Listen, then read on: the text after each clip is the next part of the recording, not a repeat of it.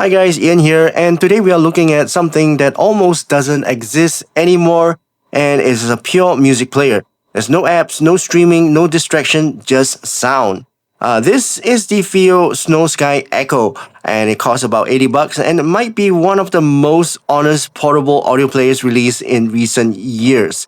Now, after using this for about 2 weeks now, I'll explain exactly what it does well and where it falls short, and most importantly, how it sounds. Now, the FiiO Snow Sky Echo retails for $80 and roughly 100 Singapore dollars, and this puts it in direct competition with entry-level DACs, cheap Android DAPs, and smartphone headphone outputs.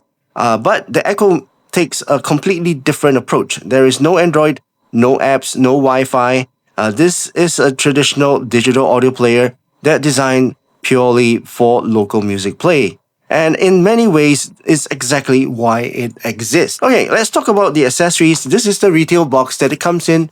Very nice retail box. Inside, you get the user guide, a cable, and a case. So this is a very basic setup. You can use it. But if you want something more elegant, you can purchase separately. It's a leather case. It feels really good. So I do suggest if you want to protect your Echo and have it last longer, then I would suggest to get this leather case to protect it. Alright, so let's talk about the design and the build quality. The design is very compact, it's lightweight, it's very practical, it's small enough to completely disappear in your pocket.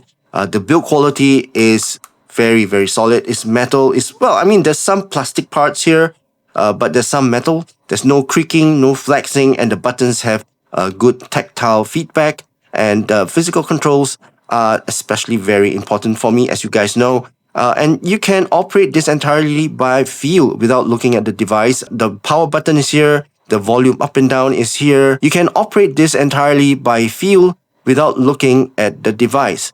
And that's something touchscreen depths struggle with compared to this. Now on the side, you get a 3.5 headphone jack and a 4.4 single-ended output. Now the balanced output at this price point is a huge advantage. Usually, if you buy a music player at this price point, it doesn't come with a 4.4 balanced output. Overall, the design is simple, is functional, and is purpose-built, so there's no gimmicks. Alright, so let's go through the features. The interface is very basic but responsive. It does exactly what you need.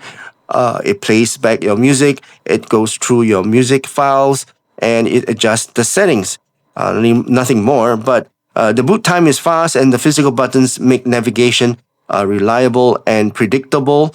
And this feels like a tool designed for listening, not for smartphone replacement. Alright, so let's talk about the most important part of this player, which is the sound. Overall, the Echo has a slightly warm, neutral tonal balance. It sounds clean, it's neutral, and it's non-fatiguing. Now, as for the soundstage, it's moderately wide, with a good depth and proper layering. It doesn't artificially exaggerate the space, but it sounds realistic and well proportioned. Imaging is precise, instruments' positions are clearly defined, and separation remains stable even in complex tracks. Compared to smartphone output, the improvement is immediately noticeable. Everything sounds more organized and controlled.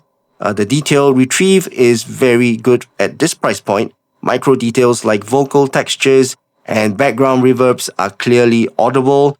Resolution is also very strong. It doesn't sound blurred or smeared, and instruments remain distinct. This is especially noticeable when using the balanced output. Alright, so let's talk about a bit of the signature of the sound. Firstly, with the sub bass. Sub bass extension is good, and it reaches pretty deep with clean rumble, but there's no distortion. Mid bass has solid punch and good control. It adds some weight, but it doesn't bleed into the mids. The mid range is neutral and clear. Vocals, they sound realistic with proper body and presence. Male vocals both sound correct and without artificial coloration. Pinna gain is well controlled. There's enough presence for clarity, but no harshness or shoutiness. Treble is smooth and is well extended. It's got enough detail and air, but it avoids that sharpness or fatigue. Now, compared to ESS-based DACs, the Echo sounds slightly smoother, a little bit more natural, and comparing to smartphone outputs, everything sounds more refined, cleaner, and more controlled. And this is clearly a proper dedicated audio source. Now, compared to a smartphone, the Echo provides better staging, better resolution, cleaner background, and better bass. Now, compared to entry-level dongles, performance is competitive, but you gain the advantage of a dedicated standalone player. You don't drain the phone battery, you don't deal with notifications, and you get a consistent, stable audio source. Alright, so let's conclude. The FiiO Snow Sky Echo is not trying to be modern, it's trying to be correct. It focuses on sound quality, portability, and reliability, and it succeeds. At this price point, you get excellent sound quality, balanced output, strong technical performance, and a true standalone music player. So if your priority is pure sound performance without distraction, this is easily one of the best options available under $100. Alright, so that's my overall thoughts and opinions about this Snow Sky Echo.